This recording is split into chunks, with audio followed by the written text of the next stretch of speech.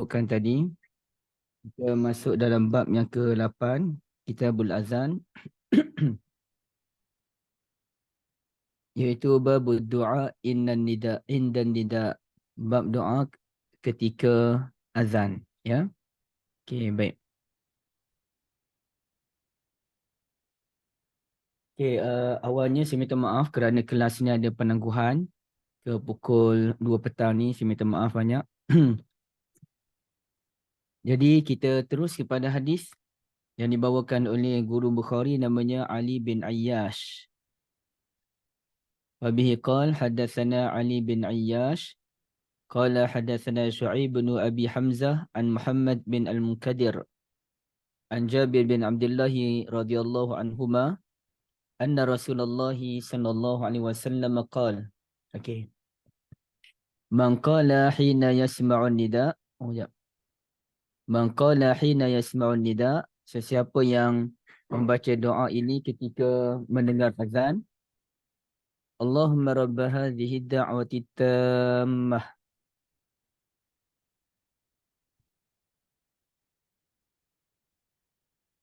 Allahumma rabb hadhihi ad-da'wati tammah. Ya Allah, pemilik seruan yang sempurna ini.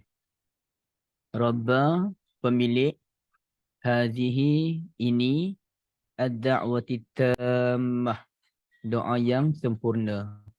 Jadi kalau kita terjemah dalam bahasa Melayu, Ya Allah, Tuhan pemilik seruan yang sempurna merujuk kepada azan. Wassalatil qa'imah, dan pemilik kepada salat yang didirikan. Okey, jadi mudah ceritanya kalau ibu-ibu tengok dalam buku ibu-ibu tu kena letak noktah lah. Kena letak koma. Timbul yang ni pula dah. Man qala hina yasma'un nida. Okey. Itu boleh letaklah apa-apa pun tanda koma ke, kemudiannya kata pengikat. Okey. Itu satu. Kemudiannya Allahumma rabb hadhihi da'wati tammati wassalatil qa'imah. Itu baru koma, ya, dia satu ayat. Allahumma rabb hadhihi da'wati tammati wassalatil qa'imah. Okey, satu ayat. Ayat yang kedua, Ati Muhammadanil wasilata wal fadilah. Kurniakanlah kepada Nabi Muhammad sallallahu alaihi wasallam al-wasilah dan juga fadilah. Okey, boleh letak koma. Kemudiannya wa ba'athu maqaman mahmudan allazi wa'adta, boleh letak noktah. Kalau buku ibu-ibu tu dia boleh letak koma juga, ya. Dan bangkitkan Nabi Muhammad sallallahu alaihi wasallam pada kedudukan yang terpuji sebagaimana yang telah engkau janjikan, koma. Barulah penutup kata halat lahu syafa'ati yaumal qiyamah. Maka halallah baginya mendapat syafaatku pada hari kiamat nanti. Okey. Inilah doa yang dikenali sebagai doa lepas azan, ya. Dan di sini pada peringkat awal, ibu-ibu yang saya kasihi, kita cuba tengok dulu apa yang disebutkan, ya, supaya kita faham dulu. Apabila Nabi SAW kata qala, qala ni sebenarnya dia kena tengok daripada konteks ayat. Okey. Contohnya kita akan jumpa ayat yang mana qala tu bermakna mereka, dia bertanya.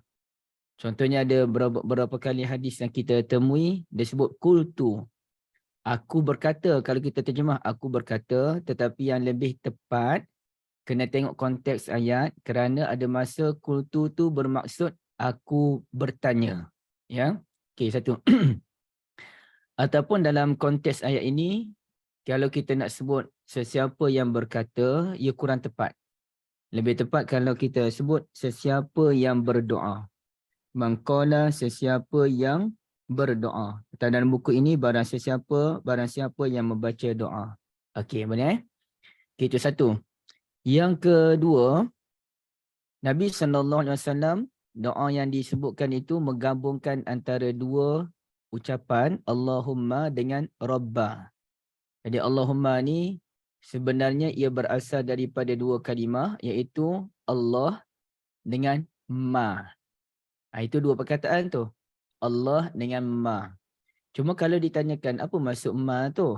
Okey, asalnya Ma tu dia berada di depan, iaitu Ya Allah. Tetapi dalam bahasa Arab apabila Ya tu dipindahkan ke belakang, dia jadi Ma. Bukan dia jadi Allahu Ya.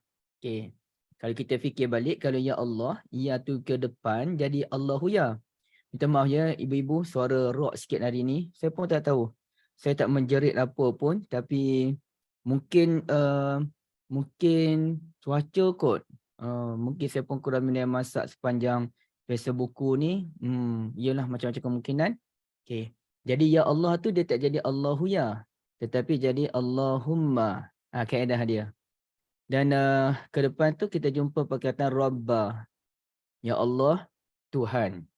Jadi kita pun dah faham dah ada beza antara Allah dengan Rabb daripada sudut penggunaan kalimah Al-Quran, yang mana kalau Allah dia lebih kepada soal ketauhidan, soal kekuasaan, manakala Rabb lebih kepada soal penjagaan, motivasi. Itu kalau dalam Quran.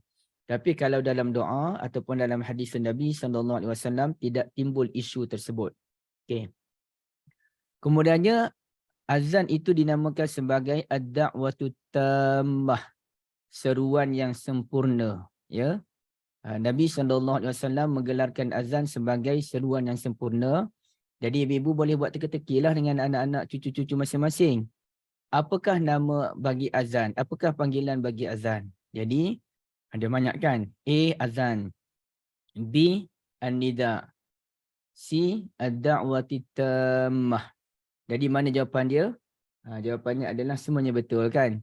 Azan betul, an-nida betul, ad-da'watu tammah betul. Cuma nama azan yang paling kurang didendangkan adalah ad-da'watu tammah, walaupun selalu kita membacanya. Cuma kita tak perasan ia merujuk kepada azan. Ad-da'watu tammah. Okey. Kemudiannya kita lihat lagi perkataan ati. Ati ni sebenarnya kalau kita bahasa lain, a'ti. Inna a'tayna kal kausar. Tapi dah ada beza antara a'ti dengan ain ta tu, a'ti dengan ati.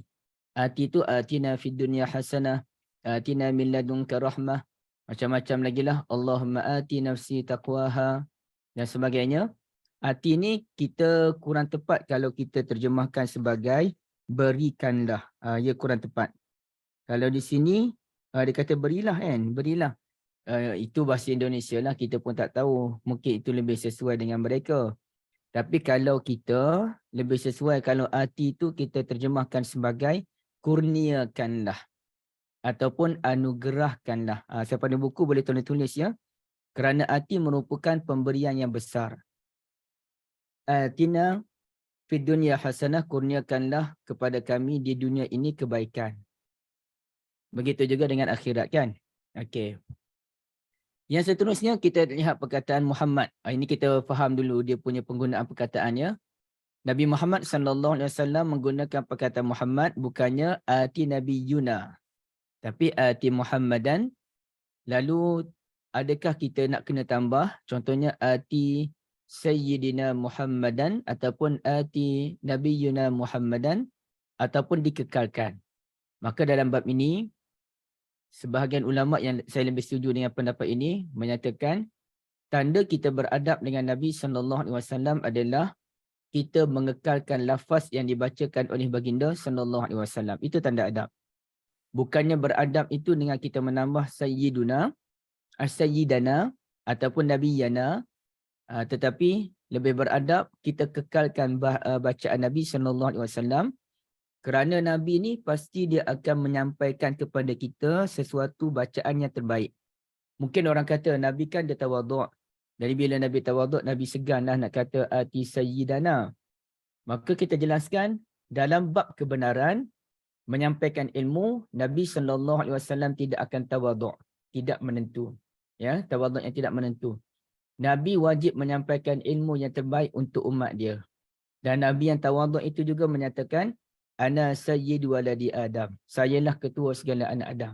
Itu tawaduk Nabi itu, Nabi mengaku baginda adalah ketua anak Adam. Dan baginda juga mengaku bahawa baginda lah orang pertama mengetuk pintu syurga. Baginda lah orang yang macam-macam lah yang Nabi sebutkan. Jadi kalaulah Nabi nak tawaduk, kenapa Nabi nak cerita benda tu bagai? Maka ini menunjukkan tawaduk Nabi adalah menyampaikan sesuatu ilmu yang betul tanpa nak berselindung nanti-nanti pandai-pandailah tambah sayyidana, tak.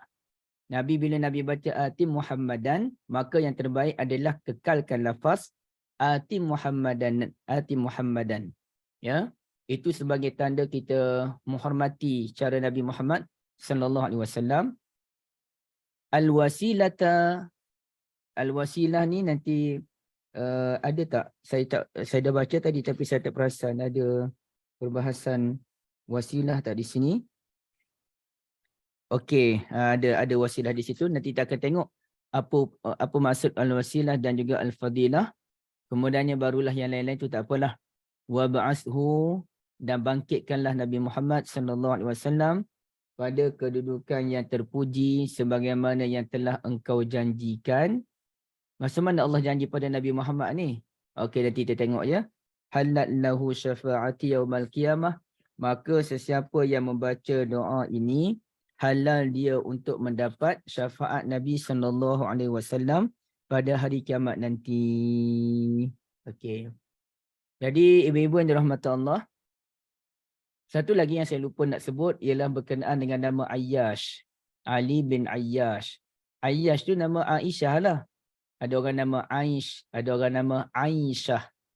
Okey, tapi kalau isteri Nabi kita panggil Aisyah. Panggilan manja bagi Aisyah apa dia? Uwaish. Uwaish, ya. Okey, dan di sini ada silap faham apabila kita meletakkan nama, kita memilih nama Humairah, minta maaf ya sebab nama ni dah glamour sangat.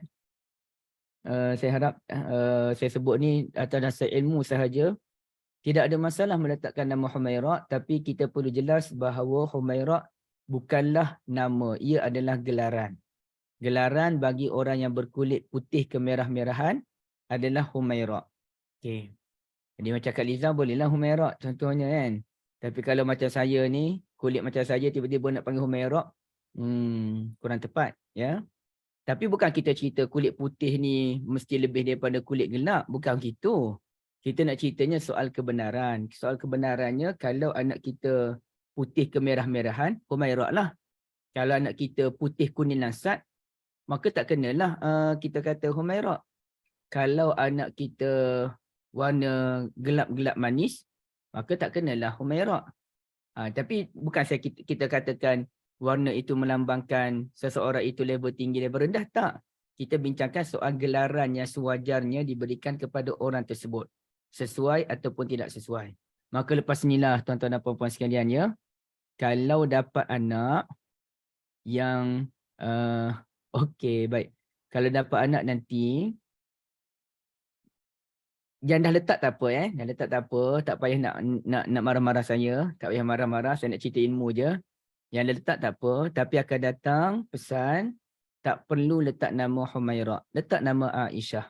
Ya, letak nama Aisyah itu lebih sesuai. Dan panggilan manja Nabi SAW kepada Ummul Mukminin Aisyah bukan hanya Humairah. Ada lagi panggilan Uwaish sebagai contoh.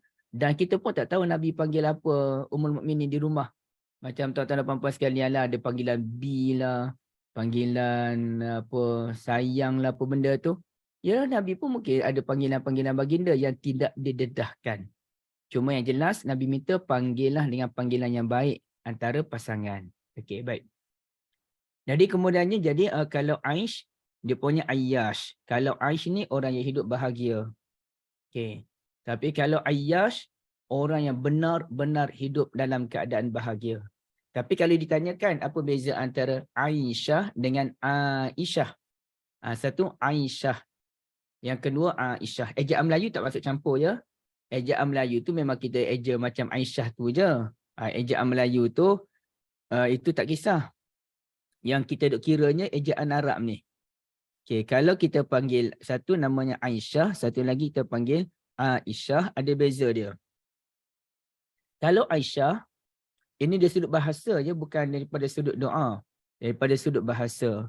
Aisyah adalah orang yang hidup bahagia. Tetapi dia tidak ada nilai. Hidup bahagia tu buat selama-lamanya. Dia tidak ada nilai macam tu. Tapi kalau Aisyah, ia adalah kata nama. Bila kata nama, sebagaimana yang selalu kita sebutkan, ia merujuk kepada orang yang bahagia buat selama-lamanya. Maka kalaulah tuan-tuan dan puan-puan, ibu-ibu larat nak panggil anak ataupun sesiapa Aisyah, itu yang terbaik. Tapi kalau tak boleh panggil Aisyah dengan niat selama-lamanya dia bahagia. Tapi saya pun ada anak saudara nama Aisyah. Saya biasa panggil Aisyah, tapi saya seorang nak panggil Aisyah. Aisyah dia pun bahasakan diri dia Ecah. Saya pun macam mana aku ni. Tak kena pula nak panggil Aisyah. Maka saya pun panggillah Ecah ataupun panggil kakak dia. Sebab dia kakak sulung.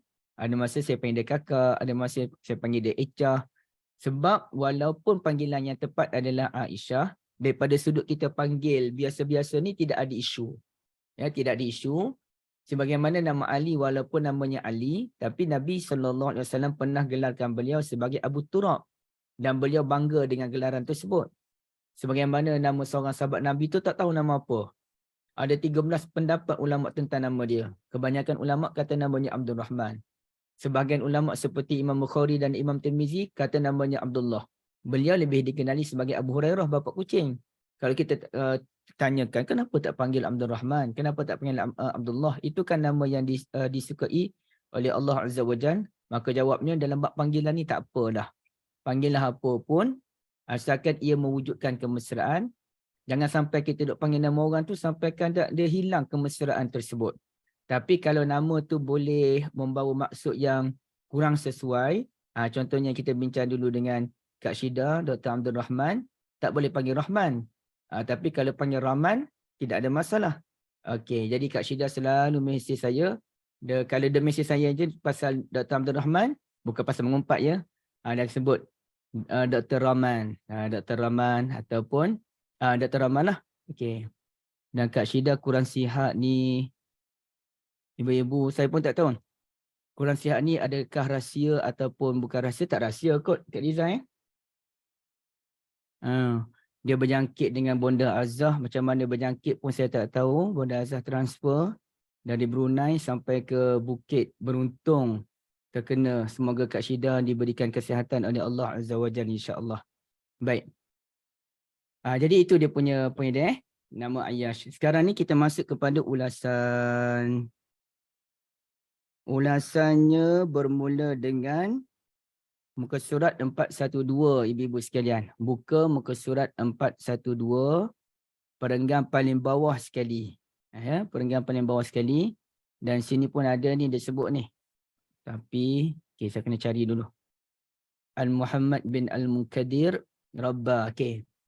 Bukannya ni. Mana ni? Man qala hina yasma'un nida. Kalau kita tengok ibu-ibu yang dirahmati Allah sekalian, Nabi SAW menyatakan man qala hina. Okay, hina. Hina ni apa maksud dia? Ketika. Okay, ketika.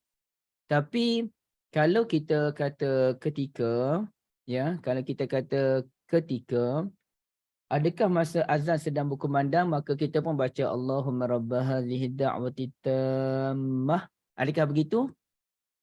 Jadi di sini menimbulkan perbahasan kalangan ulama dalam membahaskan isu bahasa. Contohnya, okay, saya nak buat contoh dulu. Ibu-ibu cuba tengok. Macam mana kita nak faham bahasa Arab ni? Apa dia ayat dia ya? Iza dakhala. Iza dakhala al-khala. Iza dakhala al-jannah. Bukan. Inilah Kak. Iza dakhala ahadukumul khala. Ini bukan pasal masuk syurga Kak. Ini pasal masuk toilet. Okey, ini hadis dia. Iza dakhala ahadukumul khala. Mana ni?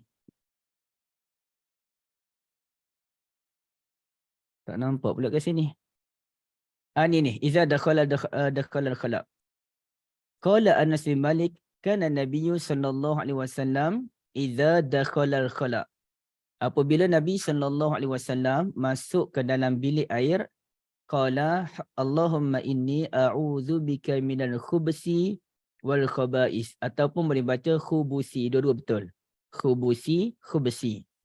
Kalau ibu lihat dalam hadis Nabi ini, kata Nabi, iza, apabila, dakhala ni fi'il madhi, artinya telah masuk. Apabila telah masuk ke dalam bilik air, baru baca doa tadi. Okey, Kak Liza baca bila doa ni? Sebelum masuk ke? Ataupun dah Sebelum masuk? masuk. Sebelum. Sebelum masuk tu ambil hadis mana? Takkan dalam bilik air mana boleh baca doa dah. Takkan tu akal ke nas? Kini cerita dia. Dah Okey, dekat jadi pintu bilik air baca. bonda pun sebelum langkah, Kak Ana pun sebelum. Tapi kalau ikut hadis Nabi ni, tak, bukan. Iza, apabila, dakhala, sambil, dakhala ni telah masuk. Puan Syafini. Iza dakhala, apabila telah masuk ke dalam bilik air. Barulah kita baca doa, Allahumma inni a'udzubika minal khubsi wal khaba'is. Maka ulama pun bahas. Sebenarnya macam mana ni? Tunggu Kak Ana, tak habis lagi cerita ni. Ni baru tengah syarah lagi ni, tak habis lagi. Jadi ceritanya apabila ulama perhatikan dalam ayatul Quran, banyak ayat yang ada beberapa ayat yang mana dia bermula dengan iza, kemudiannya fi'il fi'il madhi. Fi'il madhi ni menunjukkan sesuatu yang telah berlaku. Apa dia contohnya saya putih ingat dah sekarang ni? Adakah ia bermaksud kita baca apabila kita berada dalam toilet? Jawabnya tidak. Kerana maksud iza dakhala adalah iza arada an yadkhul. Iza arada an yadkhul, apabila seseorang mahu memasuki toilet. Apabila seseorang mahu memasuki toilet, maka bacalah doa tadi. Kerana bahasa Arab ni kita tak boleh nak faham sepatah-sepatah macam tu. Iza, apabila telah masuk. Bukan. Sebaliknya apabila mahu masuk. Habis tu kenapa guna fi'il madhi yang menunjukkan perkara yang dah lepas? Fi'il madhi ni bila tunjuk benda yang lepas, menunjukkan betul-betul kita nak masuk. Ini bukan main-main ni, betul-betul nak masuk dah ni. Tunggu masa nak langkah aja. Menunjukkan sesuatu yang diberikan penegasan, kita memang nak masuk. Okey, nampak Okey. Oh, pernah beritahu dulu. Betul, saya ingat saya dah beritahu dulu. Tapi lupa semua Bukan lupa, tak sempat nak syarah tadi kan. Okey, sama juga dengan isu ini, mangqala hina, sesiapa yang membaca ketika. Sebenarnya bukan ketika. Dia kena syarah lagi, bukan kita baca ketika azan sedang berkumandang. Tetapi maksudnya adalah sesiapa yang membaca doa ataupun sesiapa yang berdoa ketika sempurnanya azan. Ya, ketika sempurnanya azan. Okey. Kan dulu saya dah cerita pada ibu-ibu sekalian kan. Saya nak tanya balik. Umur berapa kita kena suruh anak kita salat, ibu-ibu? 10. Suruh yang kita Lepas habis 7 tahun. Suruh 7 tahun. Cukup 7, 8 tahun. 7 tahun ke atas. Jadi jawapan beberapa orang 7 tahun. Bonda 7, Kak Ana 7. Puan Syafini cukup sempurna 7 tahun. 8 tahun ke atas. Okay. Pukul umur berapa setelah kita didik suruh tu yang kita kena rotan umur berapa? 10. 10 tahun. 10 tahun. Syafini? 10 nak masuk 11. Sempurna 10 tahun. Macam mana 10 nak masuk 11 tu? Syairah, memang 10 dah nak masuk 11 tu. Okey, jadi jawapannya adalah kita menyuruh anak kita solat apabila sempurna 7 tahun, masuk umur 8 tahun. Darjah 2. Kalau bahasa mudahnya darjah 2. Dan kita rotan anak kita setelah kita suruh, kita dah didik, kita dah ajar, kita dah hantar camp, kita dah dedahkan dia dengan amalan salat, dia tak nak juga salat, maka kita kena rotan dia apabila sempurna usia 10 tahun. Bukannya ketika berusia 10 tahun. Tetapi setelah sempurna usia 10 tahun. Kak Liza, dah lupa Kak kita bincang dulu? Rasa macam ingat tapi macam lupa. Lupa pula sebab bukan apa, sebab dah tak ada anak kecil kan. Tak sempat nak praktik lagi, lupa lah. Dah tak payah suruh. Dah tak suruh dah, tapi ada cucu nanti insya-Allah akan datang. Okey, kalau kita tengok ni, secara zahirnya alimu ataupun murulah yang lebih kita terima murulah kot. Muru suruhlah anak-anakmu solat wahum abna'u sab'i sinin, ketika anakmu berusia 7 tahun. Wadribuhum 'alaiha wahum abna'u 'ashrin, dan pukullah mereka ketika mereka berusia 10 tahun. Okey. Jadi sebenarnya bukanlah ketika anak kita memasuki usia 7 tahun ataupun darjah 1, tidak. Tetapi setelah sempurna 7 tahun, 12 bulan, 30 hari ataupun 29 hari, dia masuk gelanggang 8 tahun tu, barulah kita ke level suruh. Tapi ajar tu dari awal lagi. Dari awal ni umur 3-4 tahun kita dah ajar dah. Bagi pendedahan pada dia. Umur 5-6 tahun dia dah mula hafal sikit-sikit surah Fatihah ke apa benda. Tapi janganlah paksa dia hafal banyak benda. Biar dia bermain banyak kan. Jadi, tapi bila dah sampai ke umur 8 tahun, barulah kita suruh pergi solat. Okey. Umur 7 tahun tu solat kadang-kadang jeling televisyen tu. Pasrah je lah. Anak saya pun sambil solat, sambil tengok televisyen. Pasrah je lah. Solat gerakkan tangan. Hari pertama solat tu subuh. Gerak tangan. Baca, pegang badan, rukuk, angkat badan, iktidal. Dia tutup mata je. Sabar je lah 7 tahun. Okey. Tapi bila 8 tahun, no. 8 tahun suruh. Tapi jadi di sini, kita kena faham apa maksud. Ya, apa maksud hadis Nabi SAW yang secara zahirnya kata 7 tahun. Tapi apa maksudnya? Secara zahirnya kata 10 tahun rotan. Tapi apa maksudnya? Jadi ini nak menunjukkan kepada kita, ibu-ibu rahmati Allah, hadis perlu difahami secara betul. Kalau tak memang kacau.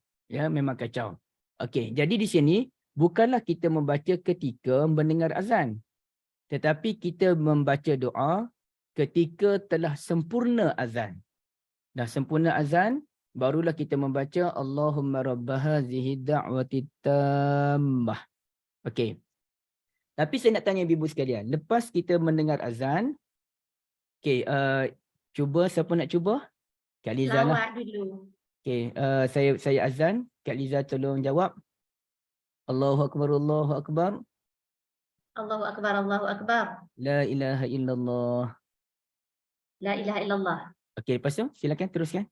Allahumma salli ala Muhammad. Wa ala ali Muhammad. Lepas tu baru jawab. Baru jawab.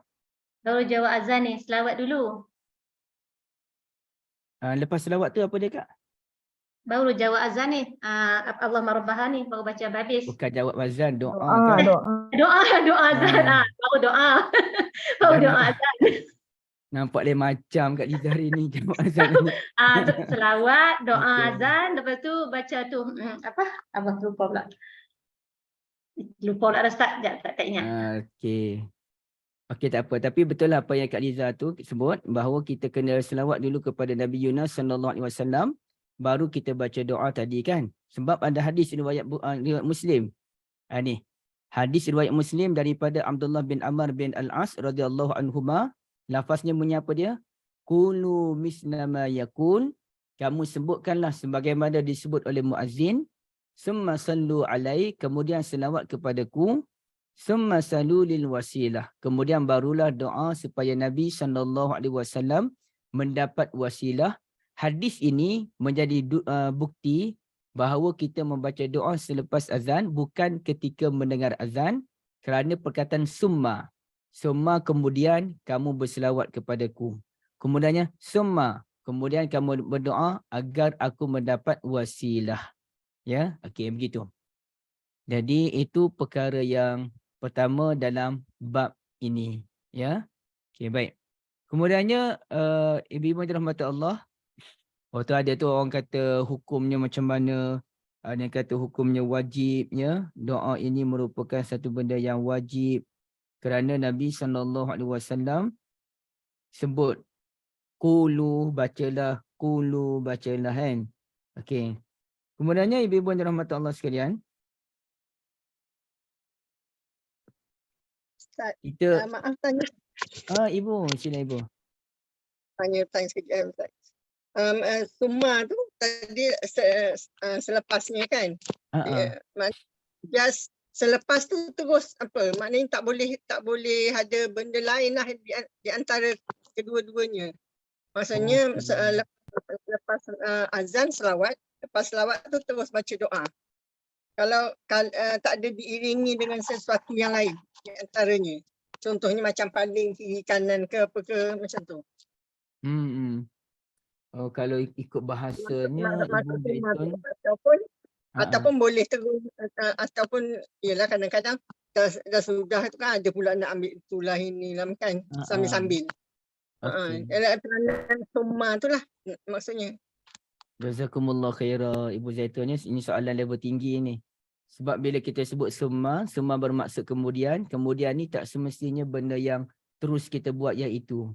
Yang kalau terus buat yang itu maka apa dia? Tapi kalau summa ni kita ada jarak, kita ada benda lain antara itu pun tidak ada isu. Tetapi Bu, walaupun summa tu boleh bermaksud demikian, namun sebaik-baiknya kita terus ikut urutan tersebut, kecualilah kita ada apa-apa perkara yang kita terpaksa membuatkan kita terlambat sedikit selawat, terlambat sedikit membaca doa seperti berada dalam bilik air, ataupun tiba-tiba ada orang panggil telefon dan panggilan itu penting, okey tak apa, maka boleh ditangguhkan.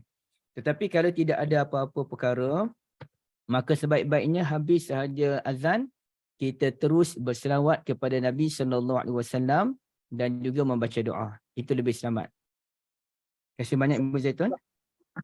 Ya, sebab kadang-kadang kita masa cuti sekolah kan, nak didik cucu-cucu kan, nak apa kan.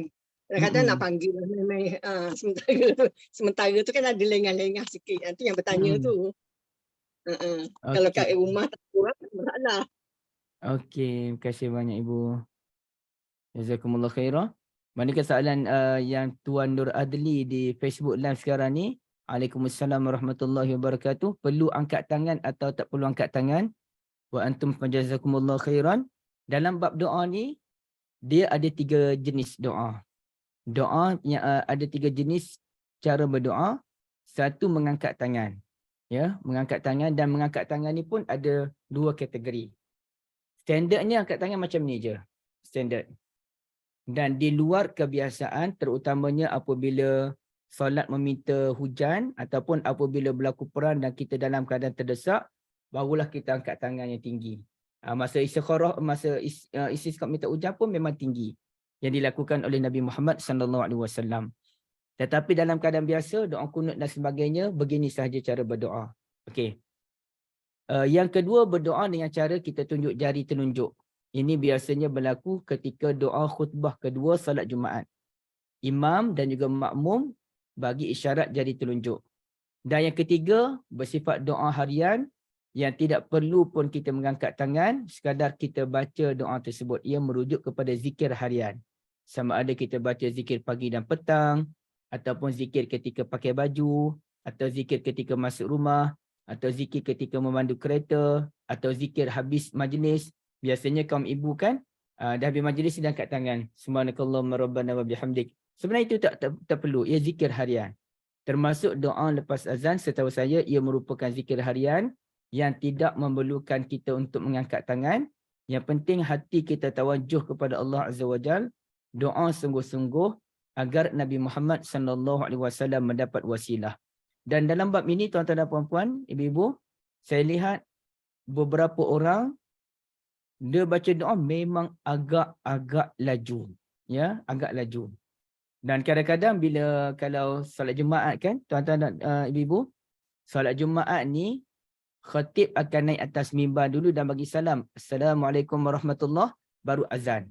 Dan lepas azan, kita baca doa lepas azan kan, kita kena selawat dulu, baca doa lepas azan. Tapi memang berisiko. Kita tengah baca doa, tiba-tiba khatib dah mulakan khutbah. Sedangkan kita kena diam apabila khutbah bermula.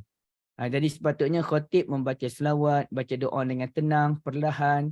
Ibaratnya, Allahumma rabba hadhihi da'wati tammah wassalatil qa'imah ati Muhammadanil wasilata wal fadilah. Satu-satu, bukannya Allahumma rabba da'wati tammah salatul qa'imati Muhammadan al-wasilatul fadilah ba'asa maqamam Muhammadin lazim. Bukan begitu. Kerana kita memang nak menyampaikan doa kepada Allah Azza wa Jalla, tolonglah berikan kepada Nabi kami sallallahu alaihi wasallam nikmatnya tadi. Kak Liza, ibu-ibu, saya pernah baru-baru ni solat, saya baki ada terlewat 1 rakaat, dan bila saya bangun nak tambah 1 rakaat, orang sebelah saya pun 1 rakaat. Dan kita bukanlah kita bila rakaat akhir tu kita baca pelan. Bismillahirrahmanirrahim. Alhamdulillahirabbil alamin. Tak, saya tak baca macam tu. Saya hanya baca Bismillahirrahmanirrahim. Alhamdulillahirabbil alamin. Arrahmanirrahim. Baki 1 rakaat tu kan. Tapi orang sebelah saya telah tamat solat sebelum saya sempat menghabiskan bacaan suratul Fatihah. Boleh bayangkan tak kelajuan dia tu yang luar biasa. Saya sampai terkejut, ya Allah, saya nak tegur dia. Lepas solat tu saya nak tegur dia, tak boleh macam ni solat, kena tenang. Tak sempat, dia dah caw dah. Saya pun fikir mungkin sakit perut. Tapi sakit perut pun luar biasa dia punya kelajuan dia. Jadi sebenarnya kena tenang kerana solat bererti kita as-salah silatun. As-salah silatun. Solat adalah penghubung antara Tuhan dengan hamba dia. Dan ini merupakan gelanggang yang terbaik untuk kita memanjatkan doa kepada Allah Azza wa Jalla. Hatta, saya pun ada sebut pada ibu-ibu sekalian sebelum ini, kalau kita nak solat hajat, kita pun solat 2 rakaat. Dalam solat itu kalau kita tak baca doa apa pun. Contohnya kita kata apa, nak doa untuk Kak Syida ya, supaya sihat. Tapi kita solat 2 rakaat je tanpa membaca doa pun supaya Kak Syida sihat dan sebagainya. Tapi memang kita solat itu untuk Kak Syida. Maka solat itu sudah memadai sebagai satu wasilah untuk kita mendapat keberkatan daripada Allah Azza wa Jalla, memberikan keringanan dan kesembuhan kepada big boss kita ni kan. Okey, jadi dengan solat tanpa berdoa pun sudah memadai. Dia silatun baina ar-rabb wal abad. Baik. Ibu-ibu dan rahmat Allah sekalian, kemudian kita sambung lagi pengajian Rabb hadhihi da'wati tammah. Okey. Dan di situ kita ada lihat ada satu lafaz yang lain, tapi lafaz ini riwayat Baihaqi yang saya kira tak perlulah kita nak baca pun. Cuma saya nak kongsi, Allahumma inni as'aluka bihaqqi hadhihi da'wati tammah. Ya Allah, sesungguhnya aku memohon kepadamu dengan hak azan yang sempurna ini. Okey, maknanya ada lafaz yang demikian, tetapi rasanya tak perlulah kita baca yang ini kerana ia riwayat Baihaqi berbeza dengan riwayat Al-Bukhari yang jauh lebih sahih. Riwayat Bukhari ni dia sahih. Baik. Kemudiannya kita lihat. Wa yuhtamal al-muradu bis-salah ad-du'a wa bil qa'imati daimah. Okey. Allahumma rabb hadhihi da'wati tammah was-salatil qa'imah. Wahai Tuhan pemilik seruan yang sempurna dan salat yang didirikan. Namun ada ulama yang memahami bahawasanya as-salat itu merujuk kepada doa. Dan tak apalah, itu hanya ulasan ulama. Dia doa ke ataupun dia salat. Okeylah, saya kira kita pegang salat je lah. Ya, kita pegang salat. Kerana inilah yang disebut al-muradu bis-salatil ma'hudah al-mad'uwi ilaiha hina izin wa huwa azhar. Yang paling tepat was-salatil qa'imah berarti salat yang didirikan, bukannya doa. Okey. Apakah wasilah yang kita doa tu? Ati Muhammadanil wasilah. Wasilah ni apa dia? Wasilah ni adalah perantara. Sama juga silah. Silah tadi huruf sad. Ini sin. Dia pun jadi perantara juga, cuma ada bezalah antara wasilah dengan sad. Wasilah ada beza dia. Wasilah ni adalah perantara untuk mendekatkan kita dengan sesuatu yang lebih besar lagi. Contohnya, kita nak jumpa dengan seorang ni orang besar, tak nak kita kena guna wasilah lah. Wasilah ni, saya tutup pintu sikit. Okay. Wasilah ni artinya orang tengah. Orang tengah. Jadi, siapalah orang tengah untuk kita jumpa dengan ketua syarikat sekian-sekian kan? Okay, kita guna orang tengah. Jadi, wasilah ini adalah orang tengah yang mendekatkan Nabi SAW dengan Allah Azza wa Jal. Okey, itu maksud wasilah. Dan wasilah ini disebutkan sendiri dalam satu hadis riwayat Abdullah bin Ammar radhiyallahu anhuma. Ibu-ibu boleh lihat, saya lupa nak beritahu ibu-ibu muka surat berapa ya, minta maaf. Muka surat 414 tu, yang perenggan 3 perenggan ke bawah tu. Boleh jadi wasilah ini bermaksud tempat tinggal yang tertinggi, al-manzilatul aliyah, berdasarkan hadis Abdullah bin Ammar radhiyallahu anhuma, kata Nabi SAW. Cuba tengok. Fa innaha manzilatun fil jannah, sesungguhnya wasilah merupakan satu tempat tinggal di syurga, la tambaghi illa li 'abdin min ibadillahi azza wajal, yang tidak akan dikurniakan, yang tidak layak diwarisi oleh sesiapa pun melainkan seorang daripada hamba Allah. Dan dalam riwayat yang lain kata Nabi SAW, saya berharap sayalah hamba yang dimaksudkan tersebut. Jadi Nabi SAW berharap bagindalah orang yang dimaksudkan dalam yang dimaksudkan sebagai hamba itu. Okey. Jadi bila kita doa ati Muhammadanil wasilah, ya Allah, kurniakanlah kepada Nabi kami SAW al-wasilah, kedudukan yang tempat tinggal yang tertinggi. Kak Liza dah belajar ke buku dengan Ustaz Zahruddin yang pasal mimpi yang panjang tu? Dah. Ada kan mimpi yang Nabi sampai ke syurga dan nak nampak istana bagaikan 2 awan minggu putih. lepas kot rasanya tajuk tu. Bagaikan awan putih yang bersendirian, istana kayangan kan?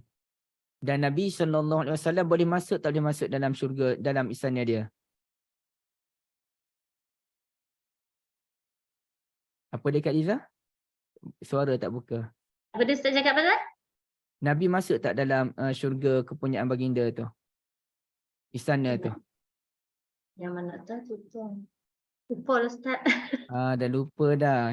Mana yang lain? Ibu-ibu siapa yang join kelas? Oi Kak Lina ada.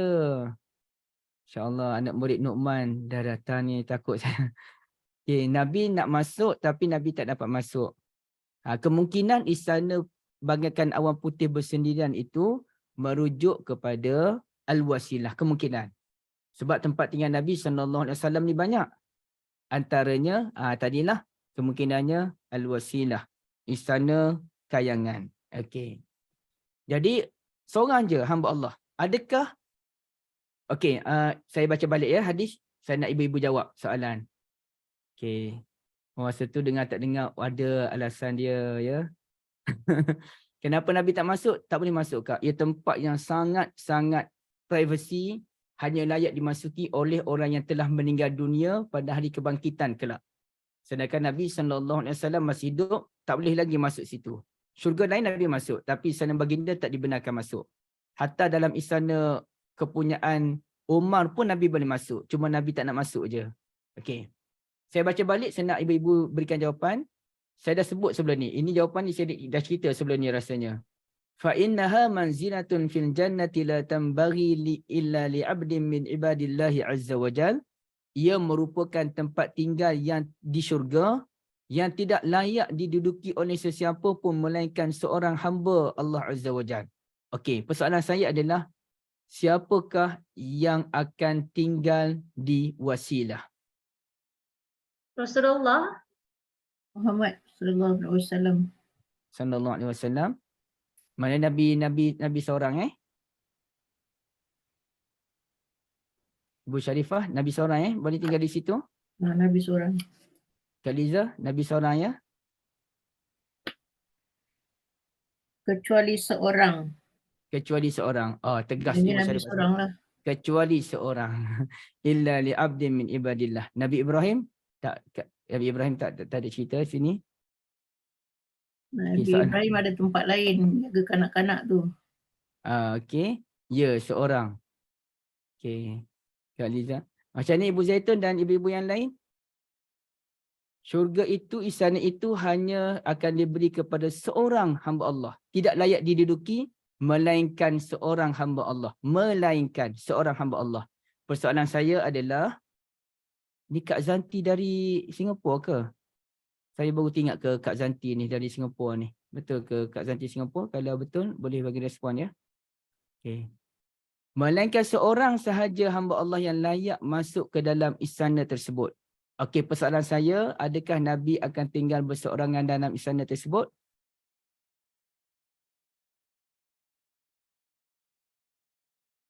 Macam mana Ibu Zaitun? Tak, sebab dalam syurga kamu ada pasangan.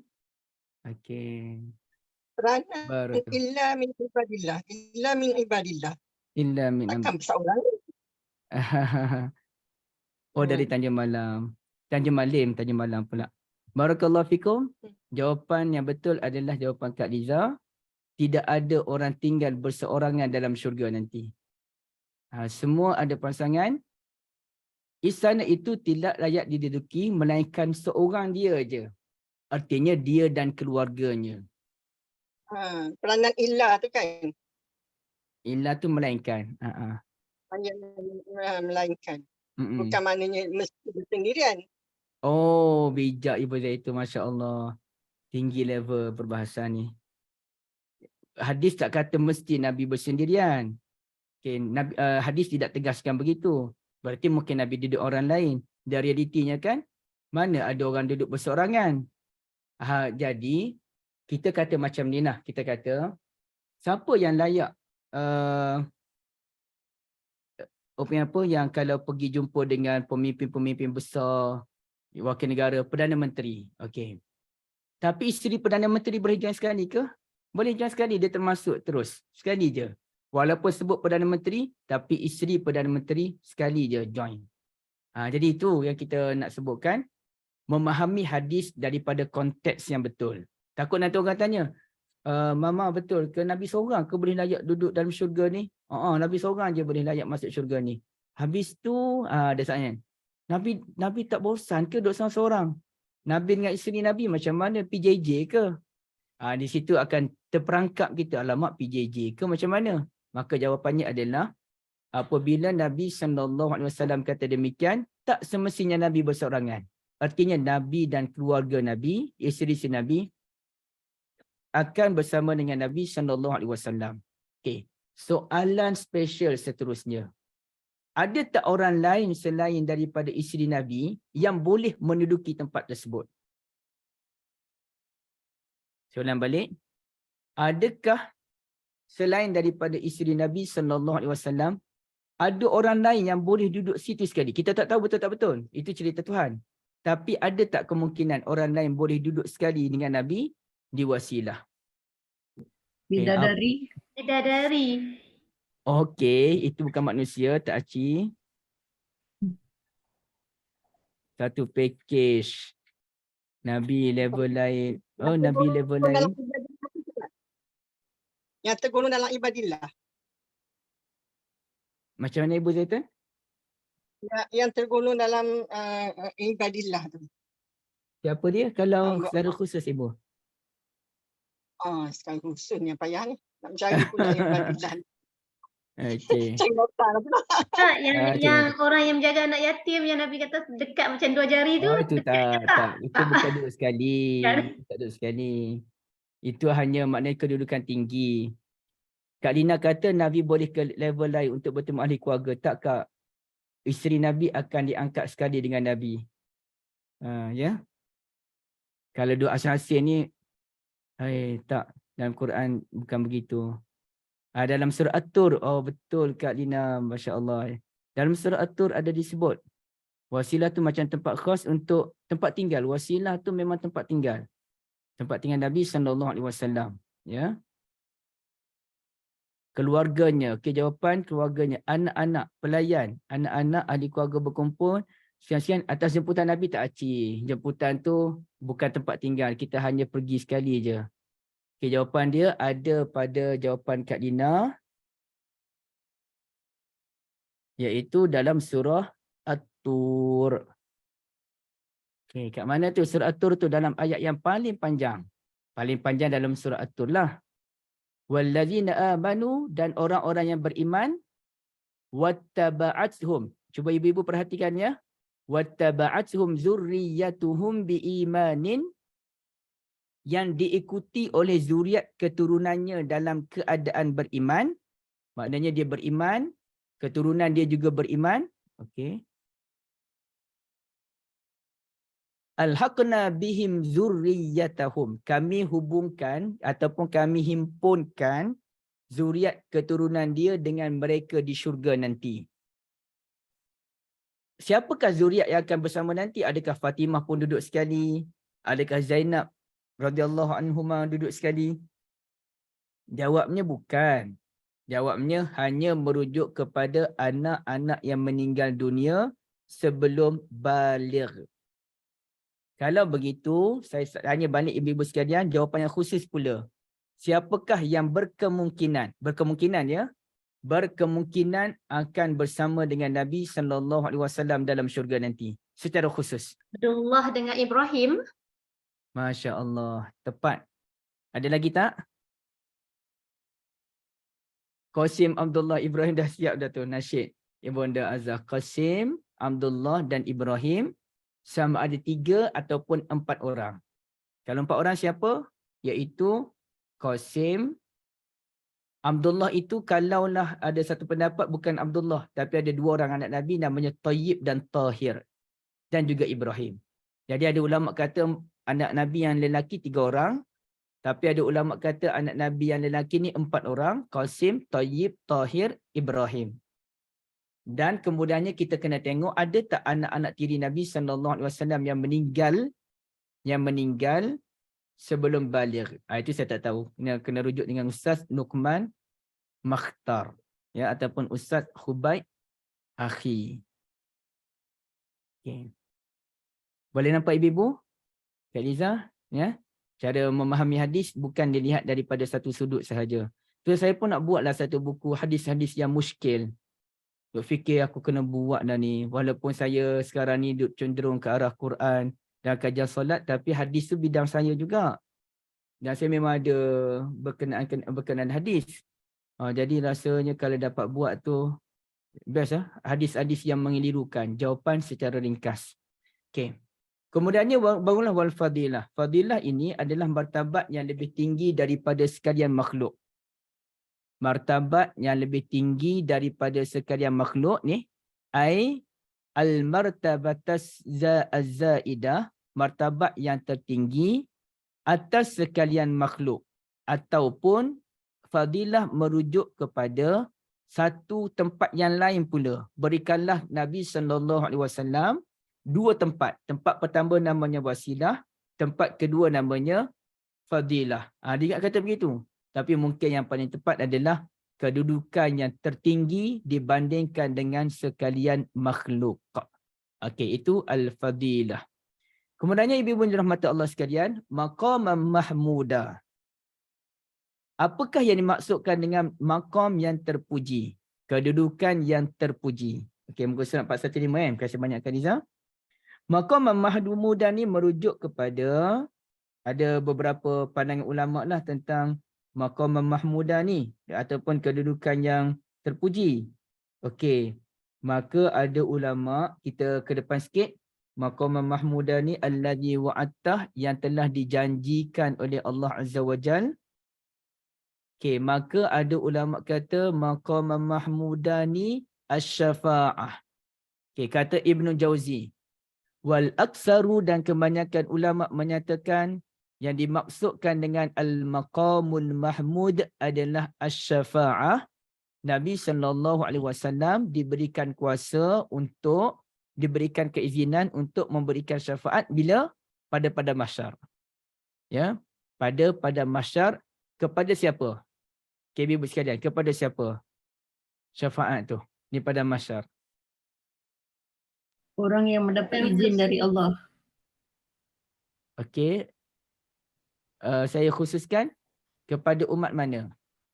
Umat Nabi Muhammad. Umat Nabi Muhammad. Umat Nabi Muhammad. Umat yang menjawab mazan. Umat yang saling berselawat. Jawapannya adalah kepada umat manusia seluruhnya.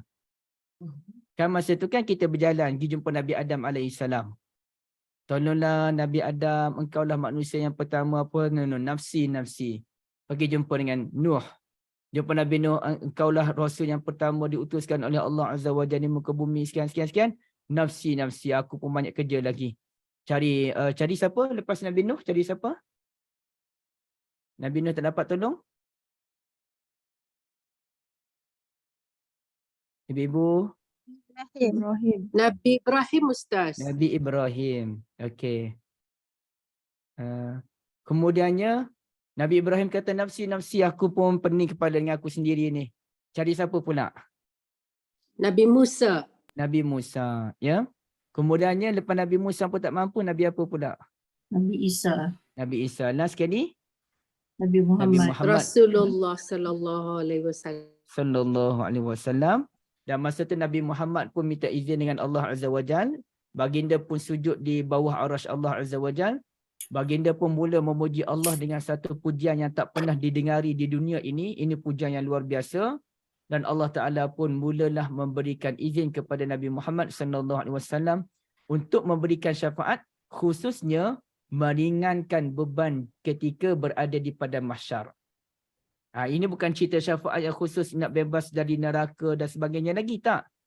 Ini meringankan beban ketika berada di padang mahsyar. Okey.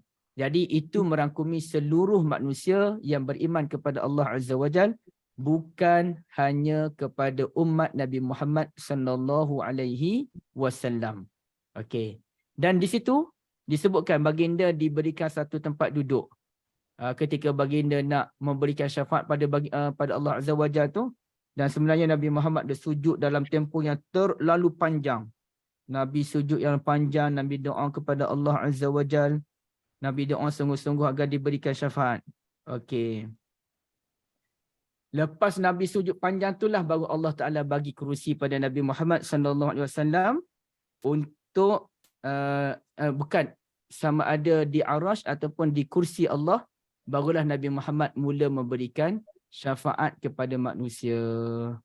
Jadi itulah kedudukan tertinggi yang dijanjikan oleh Allah Azza wa Jalla kepada Nabi Muhammad sallallahu alaihi wasallam. Mana janji Allah tu dalam ayat Asa an yab'asaka rabbuka maqaman mahmuda. Mudah-mudahan Allah Azza wa Jalla akan mengangkat tinggi kedudukanmu. Mudah-mudahan Allah Ta'ala akan mengangkatmu ke kedudukan yang terpuji, iaitu memberikan syafaat. Okey. Ibu-ibu sekalian, ayat ini adakah khusus untuk Nabi Muhammad sallallahu alaihi wasallam? Surah Isra ayat 79 ni khusus untuk Nabi Muhammad ke ataupun boleh untuk orang lain?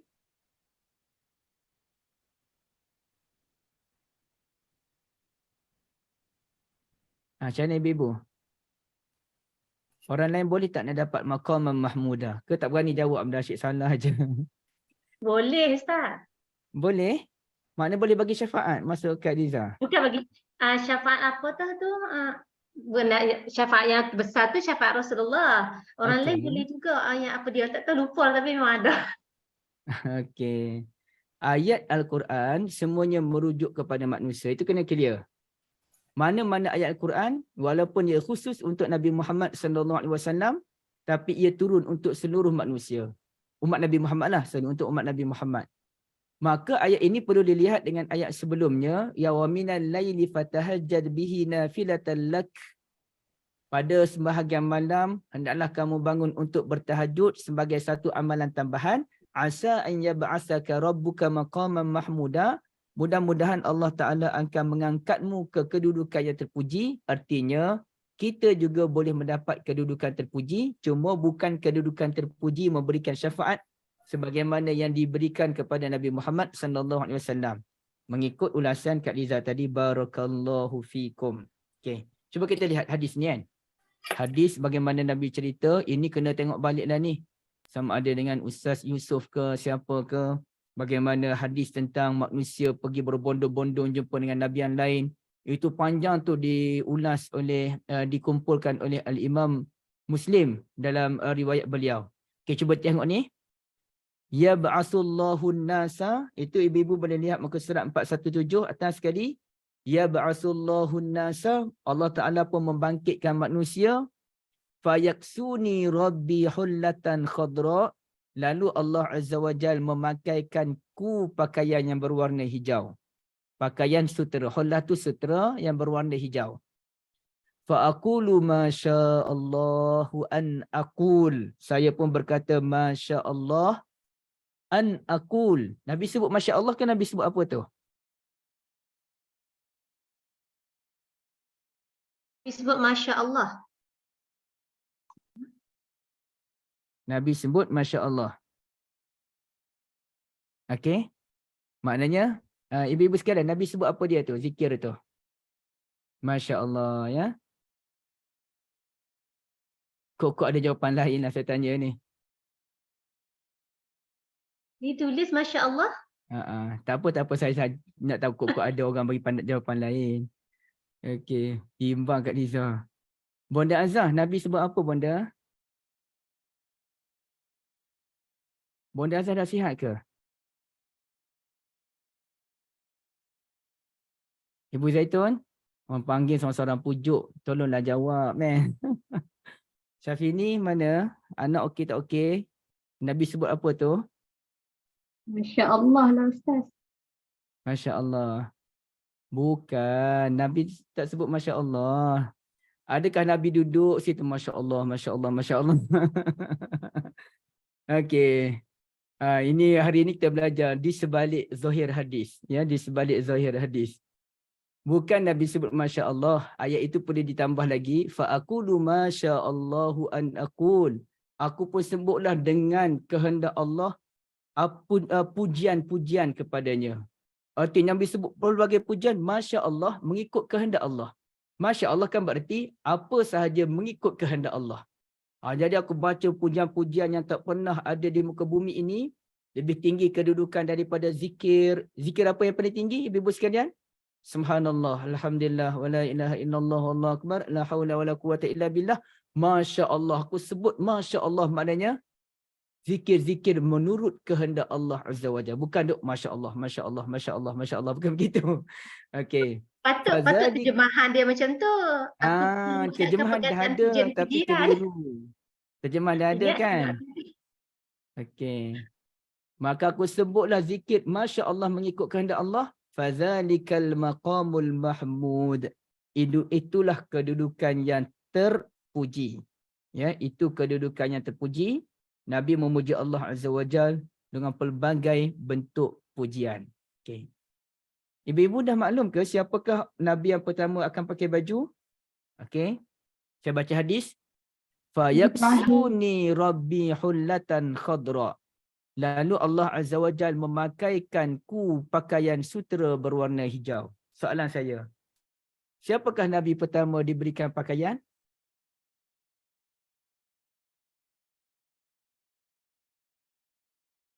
Ada jawapan tak?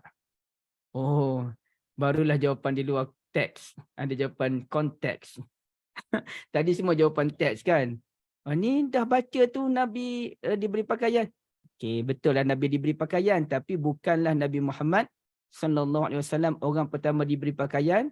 Orang pertama ialah Nabi Ibrahim alaihissalam. Kali ni Syafini dengan Ibu Bilqis cakap ni betul jawapan dia.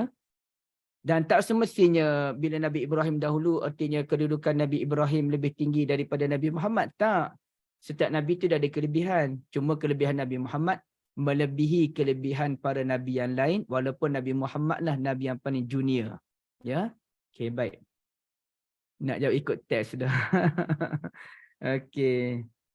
Okey, ibu-ibu sekalian, barakallahu fikum. Hari ini memang kita belajar betul lah soal konteks, bukannya teks ya. Okey, dalam bab ini, ibu-ibu dirahmati Allah, kita tengok pada muka surat yang terakhir, muka surat 418. Apa kata Al-Qadhi Iyad? Okey, Qadhi Iyad ni sebut, siapa yang baca tadi memang dia akan mendapat syafaat Nabi SAW. Tapi Qadhi Iyad kata apa? Okey, ni yang dia sebut Mana Qadhi Iyad ni? Ada nampak tak? Qadhi ni. Wa naqala Iyadun. Al-Qadhi Iyad tu. Okey. Wa naqala Iyadun al-Maliki, ulama Maliki daripada sebahagian tok-tok guru dia. Annahu kana yara ikhtisasa zalika, bahawa tok-tok guru Qadhi Iyad ini melihat syafaat Nabi SAW yang diberi kepada orang yang membaca doa tadi macam mana? Biman qalahu mukhlisan. Sesiapa yang membaca doa tersebut dengan ikhlas, mustahdiran ijlalan Nabi SAW, betul-betul menghadirkan ketinggian Nabi Muhammad sallallahu alaihi wasallam, la man qasada bidzalika mujarrad as-sawabi wa nahwi dzalik, bukannya dia membaca doa tu semata-mata nak mendapat pahala tanpa menghadirkan ketinggian kedudukan Nabi Muhammad sallallahu alaihi wasallam. Itu pada pandangan sebahagian tok guru Qadhiyat. Namun kata Al-Hafiz Ibn Hajar, wa huwa tahakkumun ghairu mardi, pandangan itu merupakan pendapat yang tidak boleh diterima. Walau kana akhrajal ghafilan lahiya lakana ashbah, walaupun orang itu membaca dalam keadaan lalai, lainlah kalau beliau mengecualikan orang yang lalai. Kalau dia kata, kalau lalai sekadar baca je, tak boleh syafaat. Okeylah. Tapi kalau dia kata, orang yang dapat syafaat Nabi ni, kalau dia baca betul-betul ikhlas, betul-betul menghadirkan ketinggian Nabi Muhammad SAW, bukan kerana pahala semata-mata, tak dapat. Itu agak keterlaluan. Yang betulnya adalah sesiapa yang membaca doa, dia berharapkan pahala daripada Allah, dia mengharapkan ihsan daripada Nabi SAW nanti, dia tetap mendapat syafaat daripada Nabi Muhammad sallallahu alaihi wasallam. Soalan saya seterusnya, bolehkah kita beramal kerana nak pahala? Okay, contohnya kita Boleh. solat. Boleh. Ya, macam mana Kak Niza? Boleh. Boleh. Ada seorang tu dia solat rawatib, dia jaga, tanya kenapa nak solat rawatib sangat tu. Tak adalah nak rumah besar kat syurga nantilah, rumah kediaman mewah tu. Oh, nak rumah besar. Bukan nak keredaan Allah. Okey. Macam mana tu?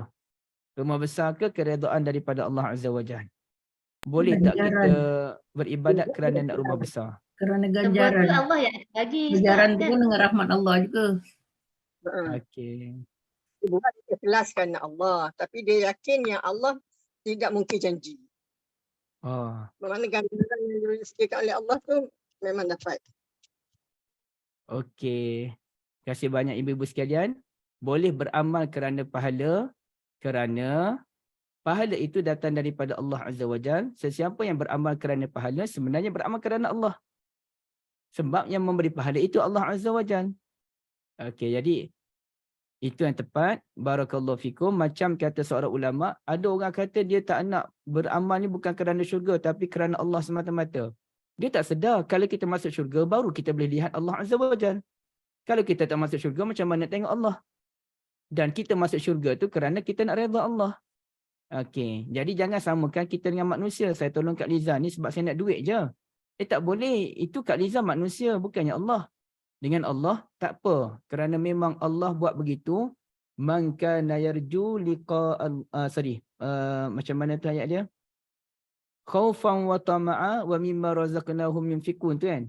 Dia khauf, dia takut dengan azab Allah, dia tamak dengan balasan daripada Allah. Maka tidak ada masalah beramal kerana takut neraka. Habis tu yang Rabi'atul Adawiyah tu, dia bawa api di tangan kanan, dia bawa air di tangan kiri. Maka orang tanya dia, Rabi'ah, nak ke mana tu? Api ni aku nak bakar syurga supaya orang tak beramal kerana syurga. Air ni aku nak padamkan api neraka supaya orang tak beramal kerana neraka. Maka kita jawab, betapa banyak cerita palsu yang dikaitkan dengan Rabi'atul Adawiyah langsung tak boleh diterima. Cerita ni entah datang daripada kitab mana ibu-ibu sekalian. Mungkin buku 1001 malam kot ada cerita macam ni. Secara sahihnya tidak ada. Ini pembohongan atas nama ulama. Okay. Dan kata muhallab. Ini lebih deep, sangat-sangat deep. Okay. Al-hadisul haddu ala du'a fi awqatis salah. Hadis ini menunjukkan kita digalakkan untuk berdoa ketika waktu-waktu salat.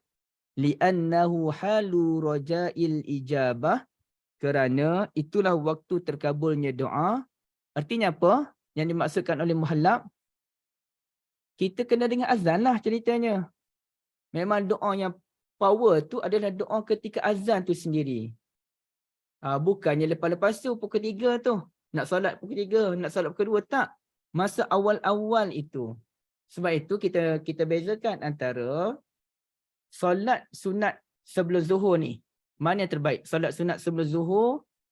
Kita tengok sini waktu solat di asyik Shah Alam je. Sebab saya Shah Alam. Macam mana? Tak apalah Ibu terima je Okay, zuhur pukul 1.05. Asar adalah solat yang paling cepat mengalami perubahan. Dia tiba-tiba dah nak 4.30 dah. Baru ni 4 suku. Sebelum 4 suku 4.10. Cepat dia gerak dah 4.30. Tengoklah nanti dia dah nak pergi dekat pukul 5. Sedangkan waktu solat yang lain pelan-pelan berganjak. Subuh masih lagi 5.53. Dah lama dah. 5.49, 5.50. Asar dah bergerak cepat. Asar memang cepat pergerakan dia. Okey.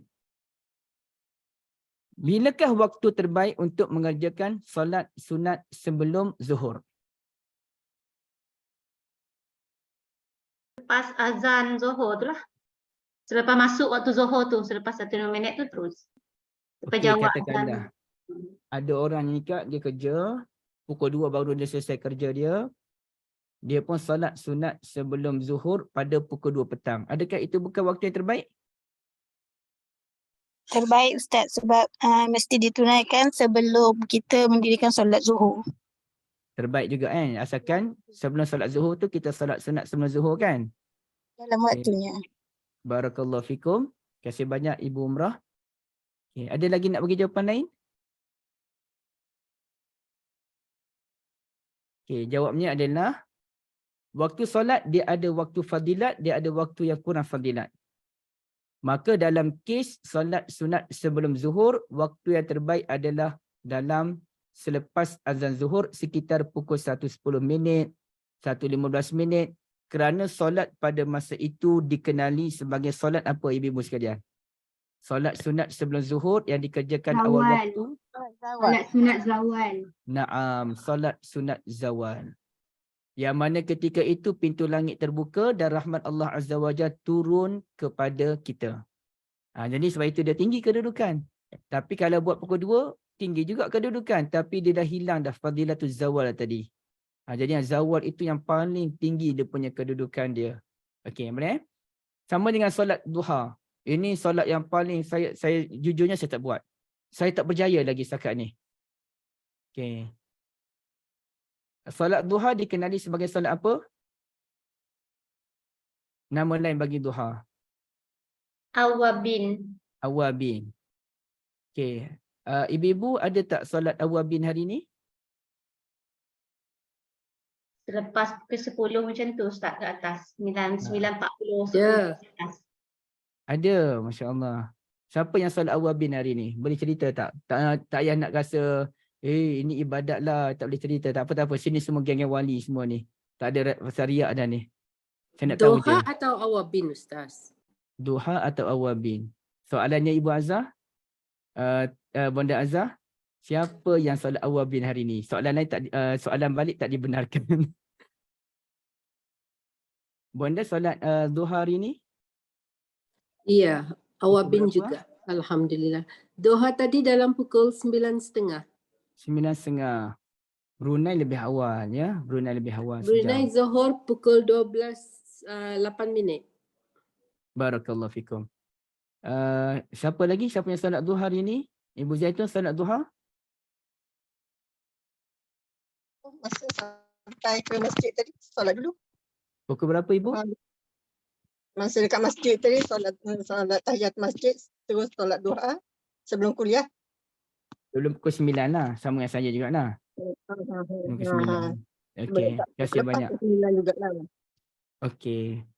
Jadi sebenarnya ada kalangan kita mampu mengerjakan solatul awabin dan ada sebahagian kita seperti saya memang tak mampu nak buat solat awabin. Sampai sekarang saya menyesal sangat. Tapi saya tak tahu macam mana nak buat tu. Bukan tak tahu, sorry. Malas tu sebenarnya. Sebab solatul awabin hanya merujuk kepada solatul duha yang dikerjakan pada pukul 10.30 ke atas waktu Malaysia ataupun 9.30 ke atas waktu Brunei ataupun Sarawak kan. Okey. Kita solat duha. Saya pun solat duha. Tapi solatnya pada awal waktu pukul 8, 7 lebih, 8 lebih. Sebab kalau masuk pukul 10.30 tu, Atau 11 ya Allah malasnya, mengantuknya, bukan mengantuk pun, tak mengantuk sangat pun, malas. Itulah paling besar. Apalagi kita dah mula kerja, lepas tu 11.30 nak berhenti kerja, nak buat solat duha pukul 11.30, ya Allah cukup malas. Tapi sesiapa yang buat solat duha pada pukul 10.30, itulah awabin dan itulah waktu yang terbaik. Ya, itu waktu yang terbaik. Yang baik. Barakallahu fikum. Kalau begitu, yang buat solat duha pada pukul 10.30 ke atas, itu yang terbaik. Kalau zuhur pukul 12, 9.30 ke atas lah. Ya, 9.30 ke atas tu, insya-Allah ia sudah boleh dikira sebagai salatul awabin. Ibu-ibu sekalian, minta maaf ya dengan suara rock sikit hari ini. Itu sajalah boleh kita bincangkan. Hanya satu topik. Patutnya kita pergi awal-awal, tapi sebab tak apalah, kita pelan-pelan. Yang penting kita pergi ke arah kefahaman. Kalau saya ada silap salah, saya minta maaf. Kita buka kalau ada perbincangan sikit. Silakan kalau ada.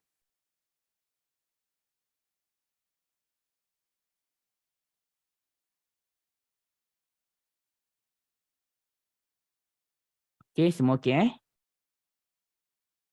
Tak ada soalan apa dah kat chat ni Ustaz? Okey, kalau tak Kalau ada. Ustaz, Ibu ada. Syarifah. tu solat awabin tu niat dia masih solat duha, sunat duha juga kan? Dia boleh dua-dua. Hmm. Sama ada ibu nak niat sahaja aku solat duha boleh, sahaja aku solat awabin pun boleh. Tak ada masalah. Terima kasih. Sama. Okey, terima kasih banyak ibu-ibu sekalian. Minta maaf dan tahniah kerana bertahan di waktu tengah hari yang panas. InsyaAllah pahalanya banyak. Dan sebenarnya satu saja penutup. Allah Azza wa Jalla memang dia training kita ibu-ibu sekalian. Jumaat dia pilih waktu zuhur. Kan indah solat Jumaat tu dibuat pada waktu isyak. Tak adalah serabut sangat. Solat di tempat masing-masing. Khutbah waktu isyak ni bolehlah tahan ataupun waktu maghrib. Okeylah waktu maghrib. Memang cantik lah. Tapi Allah Ta'ala buat kita training ground. Jumaat tu pada waktu zuhur. Yang lelaki lah ni berjuang ni. Kena dengan khutbah Jumaat pada waktu zuhur. Di situlah kita akan lihat betapa ramai syuhada. Yang kalau sebut pasal Palestin ni, Allahu Akbar. Kemudiannya tidur ketika berada di khutbah Jumaatnya. Jadi Masya Allah, Subhanallah, saya pun tak tahu kata macam mana buat tidur ini.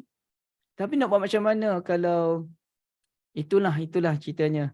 Kalau siapa yang berjaya tidak tidur masa khutbah Jumaat, insya-Allah itu memang orang yang ada kekuatan yang luar biasa.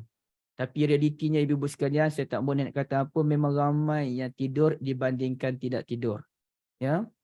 Tetapi dalam masa yang sama, isi kandungan khutbah Jumaat pun tidak begitu menyelerakan. Ini cerita tertutup ya. Geng-geng Jais ada ke kat sini ni? Ada pun tak apalah, sini geng-geng Jais yang baik-baik je.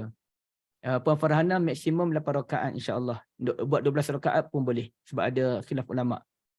Okey, dia begini ibu-ibu sekalian. Khutbah Jumaat, lepas demi desakan berlaku, dan saya pun ingat dulu saya ada tulis, kemudian saya padam. Baru ni saya tulis juga, saya tak kira dah. Alhamdulillah, ramai memberikan respon yang positif.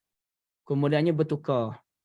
Khutbah Jumaat 2 kali isu Palestin di Selangor. Isunya adalah khutbah Jumaat ada tu okey dah.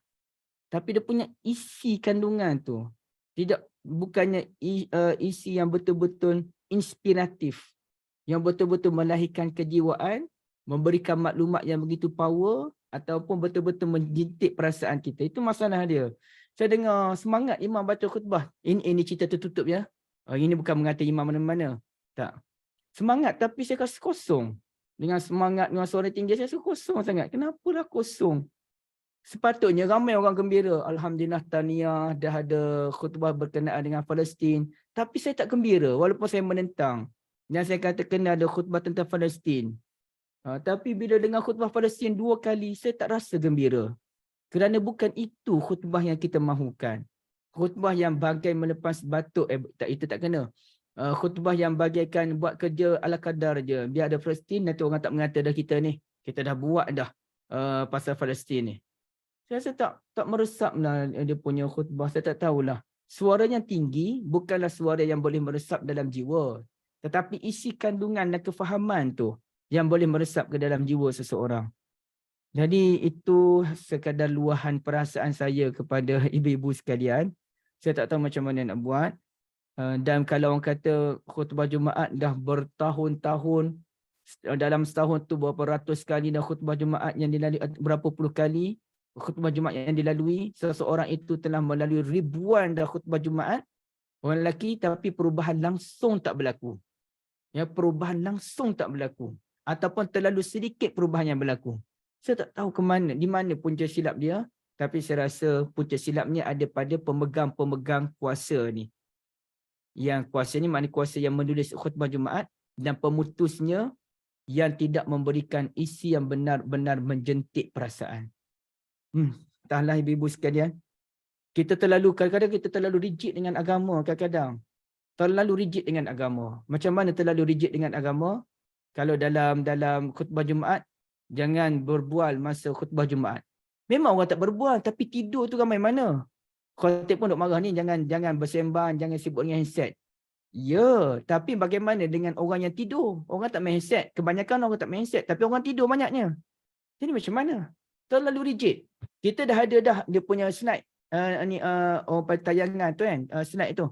Disiarkan, orang boleh baca poin-poin tu. Tapi ibu-ibu sekalian, tak bolehkah kita buat satu pembaharuan, lepas ni khutbah Jumaat tak perlu terlalu skema.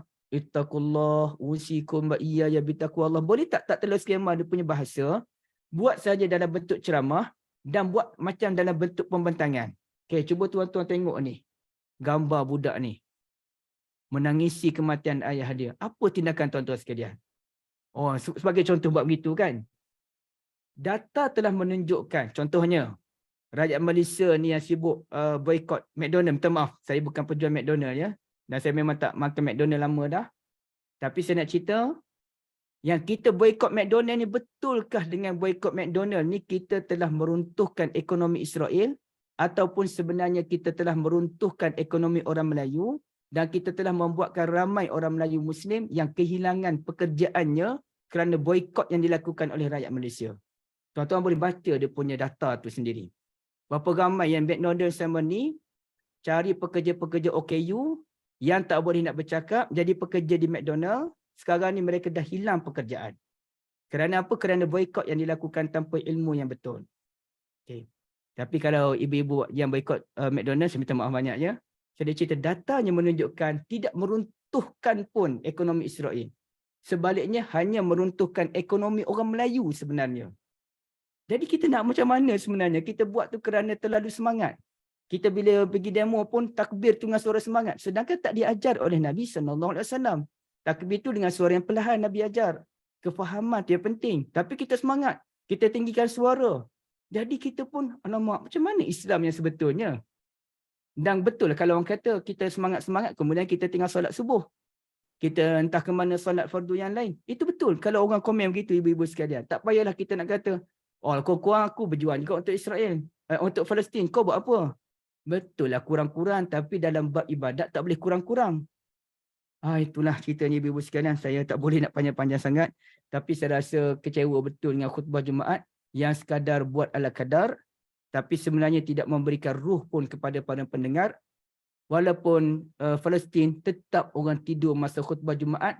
Kalau tak tidur pun tetap orang tak tahu. Bingung apa yang saya perlu lakukan bila mendengar khutbah Jumaat yang sedemikian rupa. Tak tahu apa inspirasi. Apalagi akhir khutbah Jumaat, 4-5 solution yang disebut oleh khatib. 4-5 siapa yang boleh ingat ibu-ibu sekalian? Cukup satu cukup. Tuan-tuan pastikan ini solusi terakhir kita khutbah Jumaat hari ini. Esok semua kena datang salat subuh di masjid. Jangan sembang je. Tapi tuan-tuan tak nak. Contohlah gitu kan. Okey, tunjuk pula data berapa ramai orang Islam tak datang salat subuh. Di tempat ini, di surau ini, tunjuk 10 cukup. Adakah tuan-tuan termasuk dalam kalangan orang surat ini? Fikir-fikirkanlah sendiri. Ni khutbah skema je manjang. Sangat boring. Akhirnya bila ada orang ceramah, khutbah secara ceramah, orang kata ini bukan khutbah, ini ceramah. Apa beza antara khutbah dengan ceramah? Wallahualam. Okey, kita berhenti di sini saja lepas geram. Ustaz, ada satu soalan lagi ni. Dua-dua boleh. Saya minta maaf Kak Liza terus mencelah. solat yang paling tepat awabin adalah solat duha yang dikerjakan pada pukul 10.30 ke atas. Di Brunei pukul 9.30 ke atas. Dan manakala yang selepas maghrib, 6 rakaat lepas maghrib boleh dibuat, namun ia hadis yang dhaif. Selebihnya ibu-ibu kena dapatkan buku Fahami Solat Sunat. Di situ segala-galanya ada. Mohon Syafini berikan link pembelian kepada grup dan jangan dibiarkan link itu berlalu begitu sahaja, kena beli ya. Kak Liza jangan beli. Yang lain kena beli. Wallahualam. Kita berhenti di sini. Terima kasih banyak. Okey Ustaz, Alhamdulillah. Jazakumullah khairan Ustaz semua. Okey. Kata Ustaz cakap nak habis 3 suku kan, kita dah 3.30 juga. Oh kan. Ustaz ada kerja lain kan tu. Okey, jadi terima kasih banyak semua. Kita akhiri dengan tasbih kafarah. Subhanakallahumma wa bihamdika asyhadu an la ilaha Asyhadu an la illa ilaha anta illa anta astaghfiruka wa atubu ilaik. Sallallahu ala nabiyyina Muhammad wa ala alihi wa sahbihi ajma'in. Walhamdulillahirabbil alamin. Wassalamualaikum warahmatullahi wabarakatuh. Terima kasih semua. Waalaikumsalam. Terima kasih. Terima kasih Ustaz. Waalaikumsalam.